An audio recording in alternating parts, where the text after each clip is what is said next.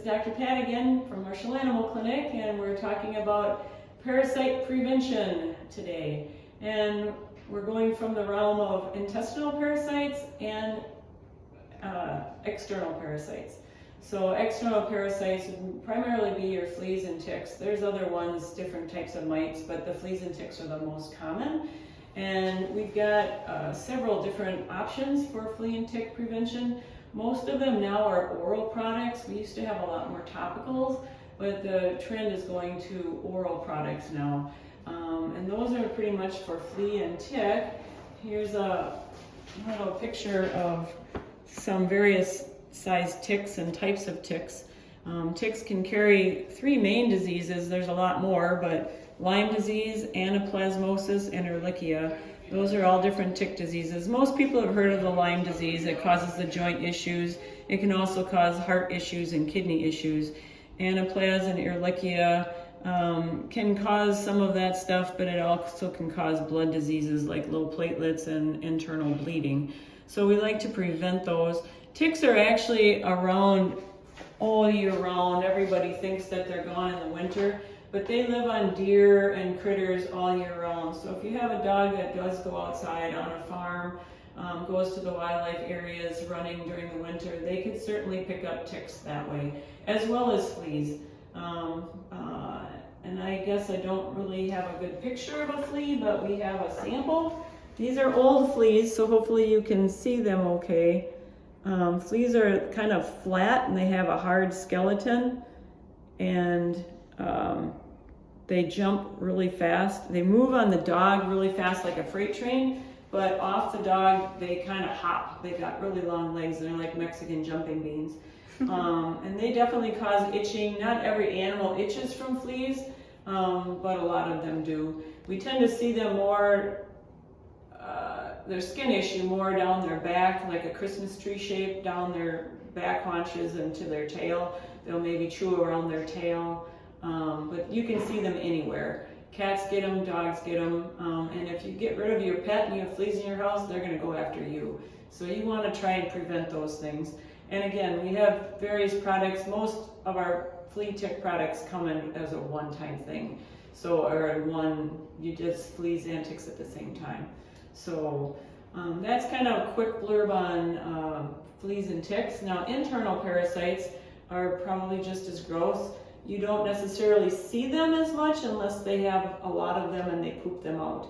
So there are a lot of different types of worms. The main ones we see are roundworms. And these are some examples of roundworms. They kind of look like spaghetti, kind of. And then tapeworms, I don't know if you can appreciate that they're flatter and they're white, but they're segmented. So what you usually see is either they cough up the whole worm, they poop out the whole worm.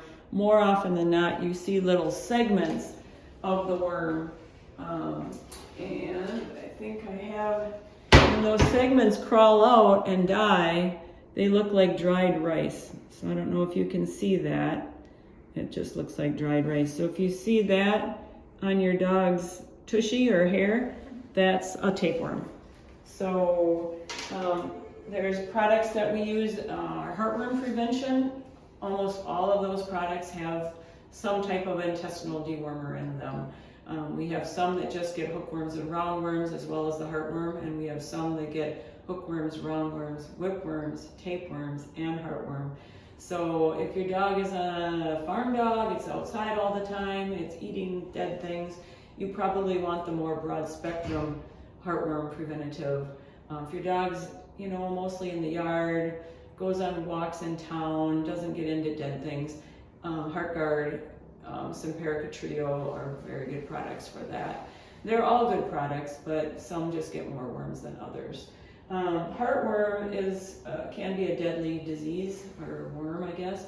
Heartworm is carried by mosquitoes, so if an infected mosquito would bite the dog, it can inject baby heartworms under the skin, and they migrate through the dog and they go to the heart, and that's where they live. And they look like angel hair pasta in the heart. It takes about 4 to 6 months for that whole process to develop. And so we like to try and stop the cycle before it gets to the heart. And this is a picture of a dog that had heartworm. Obviously it didn't survive, but these are all worms coming out of the heart. You can have 1 or 2 worms and not have a very bad condition, or if you have something like this dog would be in heart failure. It could not survive this. They would have to do a surgery to literally pluck these out. I think if you tried killing all these worms at once, the dog would die. But if you have 2 or 3 worms in there, a lot of times the dogs will live quite a long time without even showing signs.